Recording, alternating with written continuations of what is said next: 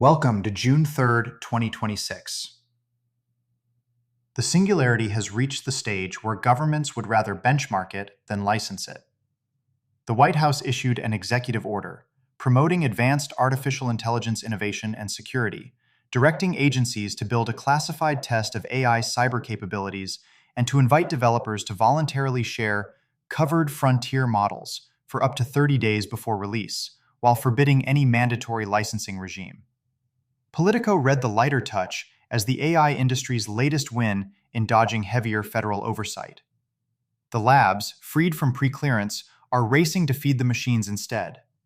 Google is quietly buying code from Play Store developers to train its coding tools, and Microsoft launched its 7-model MAI family, including a reasoning model it claims beats Sonnet 4.6, a 5 billion parameter coder cheaper than Haiku, an image model surpassing Nano Banana Pro, and the world's fastest transcription engine across 43 languages.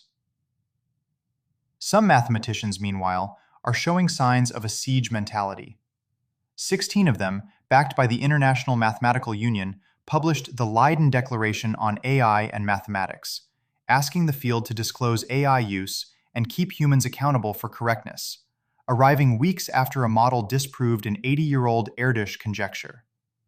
The New York Times read it plainly, as a sign that even higher mathematics is now exposed to upheaval from AI. Mathematics was only the leading indicator, and the rest of knowledge work is catching up. OpenAI's Codex now ships Sites, a lovable competitor that turns anyone's prompt into a deployed app at a live URL.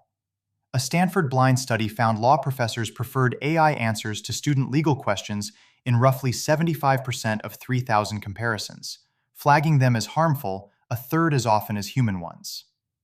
Preference measured in a study becomes behavior at planetary scale. ChatGPT became the fastest app ever to 1 billion monthly users, even as Claude's smaller base compounds far faster at 640% a year. Codex itself passed 5 million weekly users, and OpenAI bolted on 6 role-specific plugins so analysts, marketers, salespeople, and bankers can all work without writing code. Microsoft answered from the operating system down, launching Scout, an always-on assistant across Outlook and Teams, Project Solara for agent-first devices, and execution containers, a Windows-level sandbox already adopted by OpenAI, NVIDIA, Manus, and Noose Research.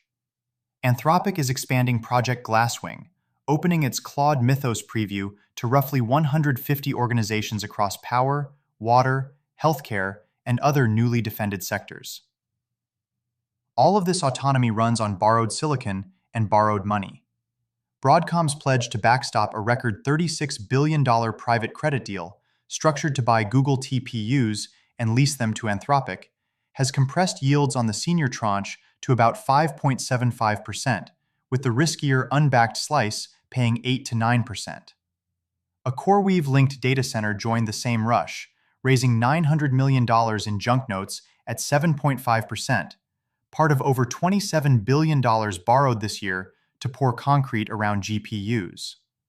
Microsoft, hunting cheaper compute at the physics layer, unveiled Majorana 2, a topological quantum chip designed with its own agentic AI that improves qubit reliability 1,000-fold and pulls its scalable quantum target forward to 2029. Superintelligence is acquiring bodies and orbits. Barclays expects humanoid robots to become a $200 billion market within a decade, while SpaceX won FAA approval to test its Starfall capsules, re-entry vehicles that will manufacture in orbit before splashing into the Pacific.